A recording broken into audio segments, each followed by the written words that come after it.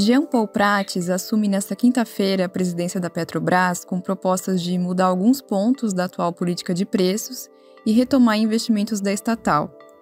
Indicado por Luiz Inácio Lula da Silva, ele é o primeiro presidente a voltar à petroleira no governo do PT, depois dos escândalos da Operação Lava Jato. Ele também assume o cargo depois da crise de alta dos preços dos combustíveis que marcou o último ano do governo de Jair Bolsonaro. Eu sou a Mariana Vick e esse é o Durma Com Essa, o podcast de notícias do Nexo.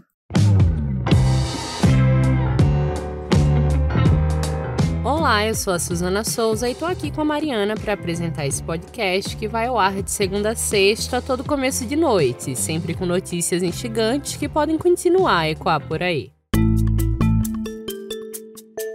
Quinta-feira, 26 de janeiro de 2023. Dia em que o Conselho da Petrobras aprovou, por unanimidade, o nome do senador do PT do Rio Grande do Norte, Jean Paul Prates, indicado pelo presidente Luiz Inácio Lula da Silva para o comando da estatal. Prates foi conduzido ao cargo depois do presidente anterior da Petrobras, o Caio Paz de Andrade, ter renunciado no início de janeiro para poder assumir uma secretaria no governo do estado de São Paulo. Andrade estava na estatal desde junho de 2022, indicado pelo ex-presidente Jair Bolsonaro. Prates renunciou ao mandato no Senado na quarta-feira, o que deve agilizar a posse na Petrobras. Originalmente, ele deixaria o Congresso só em fevereiro. Além de ser presidente, ele faz parte agora do Conselho de Administração da estatal, que é o mesmo que aprovou sua indicação nessa quinta. Formado em Direito e em Economia, o novo presidente da estatal já foi integrante da assessoria jurídica da Petrobras Internacional, que é a Braspetro, no fim da década de 80 e secretário de Energia do Rio Grande do Norte em 2003. Em 2019, ele foi eleito senador. Prates participou da elaboração de projetos de lei importantes de infraestrutura. Em 2021, ele foi autor e relator da proposta do Marco Regulatório de Energia Eólica Offshore e depois relatou o novo marco das ferrovias. Anos antes de ser eleito, ele contribuiu para a Lei do Petróleo de 1997, que quebrou o monopólio estatal, e redigiu o decreto dos royalties do petróleo. Prates também tem atuação no setor privado. Em 1991, fundou uma consultoria especializada em petróleo. Em 2022, o portal Poder 360 mostrou que ele também tinha participação em 4 empresas do setor de óleo e de gás, o que é incompatível com a lei das estatais, que protege empresas públicas de eventual interferência política. Mesmo negando haver conflitos de interesse, ele disse que iria se desfazer das sociedades para poder assumir a Petrobras. Ele vai manter só uma ativa para gerir imóveis. Prates também negou que a sua indicação poderia ferir a lei das estatais por ele ser político, já que o texto da lei não onera candidatos. Em entrevista para jornalistas no fim de 2022, quando ele já era cogitado para assumir a estatal, ele disse que a lei das estatais só fala em trabalho remunerado em campanha política, o que não foi o caso dele. Prates se reuniu na tarde desta quinta-feira com Lula para definir a composição da diretoria da Petrobras. As expectativas são de que os primeiros nomes sejam anunciados nos próximos dias. O mandato aprovado nesta quinta dura até abril, quando a Assembleia de Acionistas da Petrobras deve se reunir e renovar o nome de Prates para o cargo. O novo presidente assume a Petrobras depois de 4 anos do governo de Jair Bolsonaro. Governo esse que foi marcado por vendas de refinarias e subsidiárias da estatal. E também pela manutenção da política adotada em 2016 de repassar aos combustíveis os movimentos do mercado internacional do petróleo e pelo represamento de preços no período que antecedeu as eleições de 2022. Em 4 anos, a empresa teve 4 presidentes. Antes de Caio Paz de Andrade, que foi o último deles, os 3 outros que caíram, Roberto Castelo Branco, Joaquim Silva e Luna e José Mauro Ferreira Coelho, foram demitidos em contextos de aumentos de preços dos combustíveis, o que era amplamente criticado por Bolsonaro. Na quarta-feira, a Petrobras fez o primeiro reajuste no preço da gasolina em 2023. O preço do combustível para as distribuidoras passou de R$ 3,08 para R$ 3,31, o que representa uma alta de 7,46%. O reajuste da gasolina mais recente até agora tinha acontecido no dia 6 de dezembro de 2022, quando ele teve uma redução de 6,1% no valor.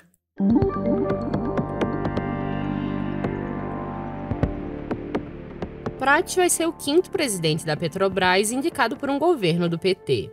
Entre os 2 primeiros mandatos de Lula e os 2 seguintes de Dilma Rousseff, 4 nomes passaram pela estatal. Foram eles: José Eduardo Dutra, que foi indicado por Lula, Sérgio Gabrielli, que pegou os governos de Lula e Dilma de 2005 a 2012, Maria das Graças Foster, que foi indicada por Dilma, e Aldemir Bendini, do fim dos anos Dilma. Os primeiros anos das presidências indicadas pelo PT foram marcados pelo represamento dos preços cobrados pela Petrobras, que ficaram sem aumento na maior parte do tempo.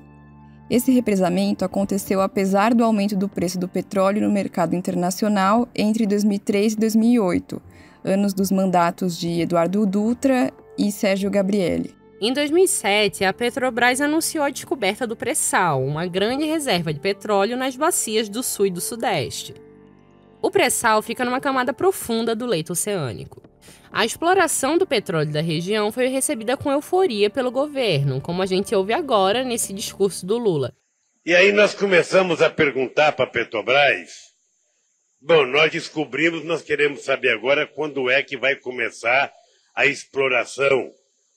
E a gente tinha uma ideia de que ia demorar muitos anos e muitos anos e muitos anos e muitos anos para a gente poder explorar. E foi a partir daí que nós tomamos uma decisão que o Brasil não poderia prescindir de uma riqueza como essa, não apenas porque a gente iria suprir as necessidades do Brasil, mas também suprir as necessidades de outros países que precisavam de combustíveis, mas também porque nós poderíamos aproveitar essa nova descoberta da Petrobras e criar uma verdadeira indústria, um polo, uma indústria petroquímica muito forte no Brasil, uma indústria naval muito forte no Brasil. Mas o período não foi só de euforia. A gestão da Petrobras nos anos do PT foi investigada pela Operação Lava Jato, que encontrou esquemas de corrupção na petroleira e em outras estatais. Em 2005, a empresa anunciou a construção da refinaria Abreu e Lima, em Pernambuco, que, sob suspeita, nunca foi totalmente concluída e só começou a operar em 2014. Já em 2006, a estatal comprou a refinaria de Pasadena, nos Estados Unidos, que foi investigada por suspeita de superfaturamento. Essas acusações caíram no colo da Petrobras durante a gestão de Maria das Graças Foster, que ficou no comando da estatal de 2012 a 2015. Aldemir Bendini, que entrou em seu lugar, não teve mandato melhor. Sob seu comando, a Petrobras admitiu perdas de 50 bilhões de reais com corrupção e iniciou o processo de desinvestimento, que incluiu privatizações de braços da estatal com o objetivo de diminuir as dívidas. A crise na Petrobras atingiu não só os funcionários da estatal, mas Lula e Dilma. Também afetou a imagem da empresa, que passou por mudanças nos anos seguintes. Em 2016, no governo de Michel Temer, o presidente Pedro Parente alterou a política de preços da Petrobras para acompanhar o mercado internacional de petróleo e anunciou reduções de investimentos e venda de patrimônio. Como a gente viu, essas medidas foram mantidas com Bolsonaro. Algumas delas foram até aprofundadas, como o programa para vender refinarias da Petrobras. Com a chegada de Prates à presidência, Lula deve fazer mudanças no Conselho de Administração da Petrobras, que hoje é formado por 6 indicados do governo anterior. Isso para conseguir trocar diretores e alterar a estratégia da petroleira, incluindo sua política de preços. Prates tem dito que o governo não vai interferir nos preços da estatal e vai levar em conta a movimentação do mercado internacional, mas ele também disse que quer eliminar os preços de importação. Em entrevista à rádio Band News FM, no início de janeiro deste ano, ele explicou como pretende gerir a petroleira. Não vai desvincular do preço internacional, vai desvincular da paridade de importação. Hoje você está simulando um diesel feito em Roterdã, mais o frete, mais as despesas, e colocando esse preço na refinaria que está produzindo aqui. Isso para mim é uma distorção. É uma coisa que não premia quem produz aqui. Então a gente vai simplesmente tentar equalizar isso, sem forçar, sem impor tabelamento, sem absolutamente nenhuma intervenção direta no mercado. Apenas usando a vantagem competitiva que você está aqui versus quem está lá fora. Prates também quer criar uma conta de estabilização para momentos de crise de alta dos combustíveis. Quando ele estava no Congresso, ele apresentou um projeto de lei para a criação dessa conta. Segundo o texto, essa conta seria administrada pelo Executivo e poderia usar receitas da tributação da exportação de petróleo, que ficam mais altas quando o valor do petróleo sobe. Para Prates, a conta de estabilização seria uma solução mais sólida para os momentos de crise do que a apresentada, por exemplo, pelo governo Bolsonaro, que nos últimos anos baixou impostos sobre os combustíveis como uma forma de combater a alta dos preços, principalmente no primeiro semestre de 2022. A questão dos preços gera sempre muito ruído no mercado. Os agentes, de forma geral, têm medo que o governo intervenha demais nos preços e gere distorções no mercado brasileiro de combustíveis e que isso dê prejuízos para a Petrobras. O argumento muitas vezes é que a estatal é uma empresa de capital misto, ou seja, com controle da União, mas também com participação privada. E por isso tem que operar para sempre maximizar seus lucros, como as empresas privadas fazem. Mas o novo governo quer que a Petrobras foque mais no investimento do que na remuneração dos acionistas. Em 2022, a estatal teve lucros recordes, o que foi um reflexo de medidas recentes de redução de investimentos e custos, somada à atual política de preços. Política essa que ficou sensível à escalada das cotações internacionais do petróleo no último ano. Entre as áreas em que Prates cogita voltar a investir, estão setores como de fertilizantes, petroquímica e energia renovável. Segundo reportagem do jornal Estado de São Paulo, o novo presidente quer criar uma diretoria dedicada à transição energética dentro da estatal. Para ele, a petroleira deve seguir o caminho da energia limpa, com o aumento da presença em energia eólica no alto mar e investimento em fontes como hidrogênio verde e biocombustíveis.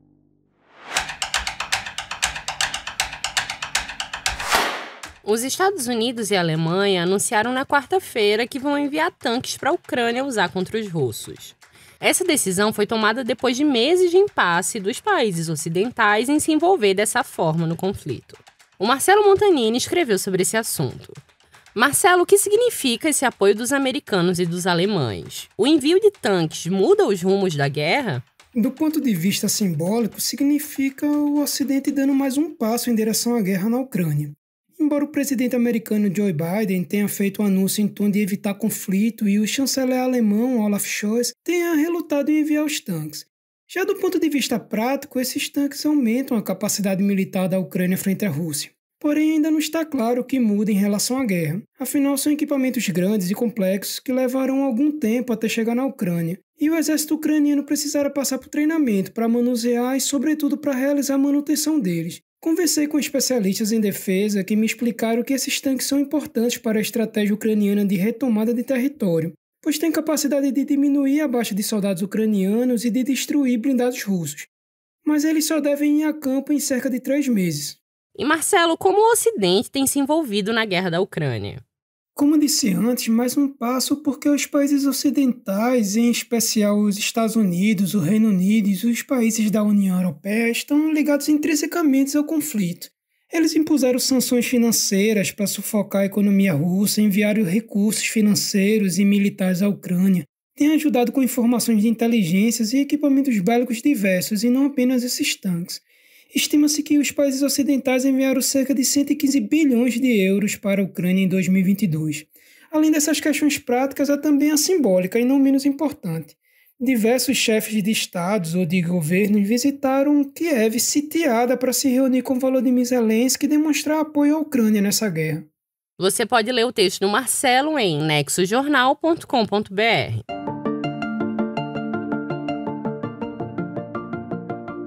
O governo federal anunciou nesse mês os novos comandos para as 2 principais agências de fomento à pesquisa no país.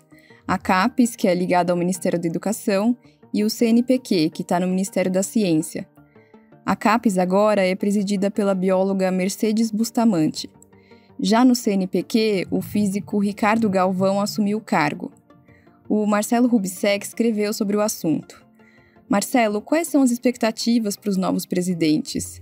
E que desafios eles têm pela frente? Bom, só para passar rapidinho por quem são as pessoas que estão ocupando agora as presidências das agências federais de fomento à pesquisa, a Mercedes Bustamante é professora do UNB, bióloga especializada em mudanças climáticas com foco no Cerrado e tem experiência como diretora de programas e bolsas da CAPES.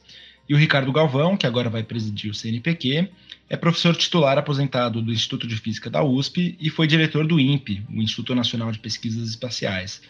Ele foi demitido pelo ex-presidente Jair Bolsonaro depois que o Bolsonaro acusou ele de mentir sobre dados do desmatamento no Brasil. Bom, feita essa introdução, dá para a gente falar que os dois vão ter pela frente uma gestão bem difícil, principalmente por questões de verba. O governo Bolsonaro, além de anti-ciência, anti-universidade e até negacionista com relação a alguns temas importantes, como vacinas, diminuiu bastante a verba da CAPES e do CNPq em termos reais. E isso já vinha, na verdade, de uns anos antes. Então a verba dos dois está muito menor do que estava, por exemplo, há 10 anos.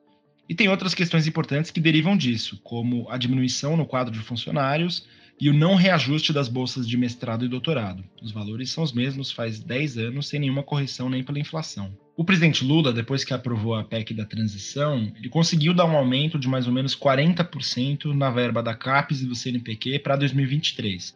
Mas isso ainda não resolve tudo. Eu conversei com o Renato Janini Ribeiro, ex-ministro da Educação e presidente da Sociedade Brasileira pelo Progresso da Ciência, que falou que justamente por todas essas questões, a maior parte delas ligadas à verba, as gestões na CAPES e no CNPq vão ter bastante coisa para tentar resolver.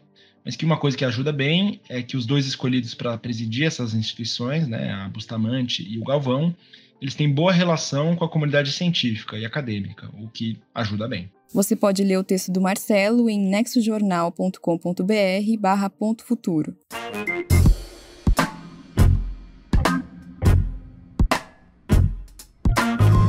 O fim de semana já está no horizonte, então é dia de Gama Revista, não durma com essa. A seção traz dicas culturais que vem da newsletter Achamos que Vale. Aliás, se você não assina ainda, tem um link para fazer isso na descrição desse episódio. Olá, aqui é Isabelle Moreira Lima, editora da Gama Revista. A gente começa as nossas dicas culturais de hoje com um podcast que mostra playlists da vida de pessoas interessantíssimas. Chama A Playlist da Minha Vida. É um podcast original da Deezer que a gente ouviu em antemão e com exclusividade. Quem apresenta é a Fernanda Torres. Ela conduz conversas com artistas e personalidades sobre as músicas que marcaram a sua vida. O primeiro episódio tem o Marcelo D2 em uma conversa sobre a influência dos pais na música. O gosto pelo samba, pelo pop rock e pelo punk. A Martinalha, a Pablo Vittar e o Drauzio Varela também contarão as suas histórias. O podcast estreia no dia 3 de fevereiro. Para assistir, a gente indica a minissérie da Netflix sobre a tragédia da Boate Kiss.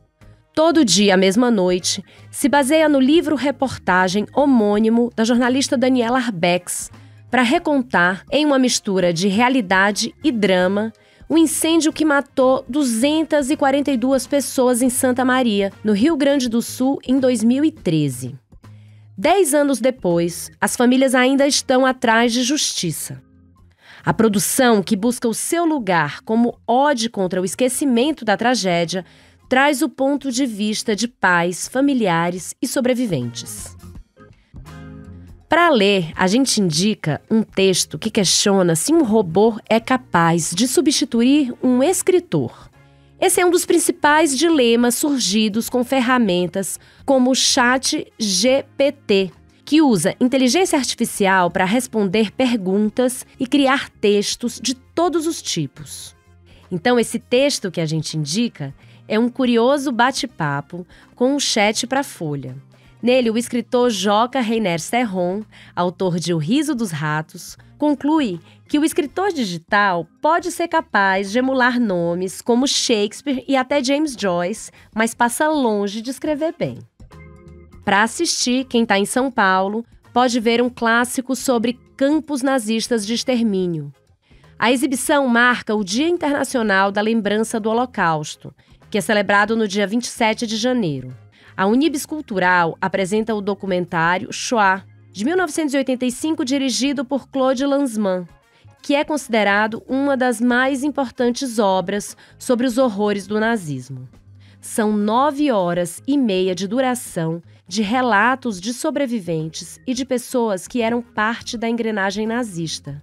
A exibição será dividida em 4 sessões, entre os dias 30 de janeiro e 2 de fevereiro, sempre às 19h30. A entrada é grátis. Para terminar, a gente indica uma exposição sobre a diversidade das línguas indígenas que acontece no Museu da Língua Portuguesa. Mas a boa notícia é que quem está fora de São Paulo vai poder ver também, porque ela fica disponível de maneira online. Conhecer as línguas indígenas é também uma maneira de visitar jeitos de ver e de estar no mundo. Inaugurando a Década Internacional das Línguas Indígenas, que foi instituída pela ONU e coordenada pela Unesco, essa exposição, Nhê Porã, Memória e Transformação, trata da diversidade linguística do Brasil. São 175 línguas faladas por 305 etnias. Dá para dizer que quem pensa que a gente é um país de uma língua só, tá meio enganado, né? Vai até o dia 23 de abril. Por hoje é isso, mas semana que vem eu volto com mais dicas que nós da Gama achamos que vale. Até lá!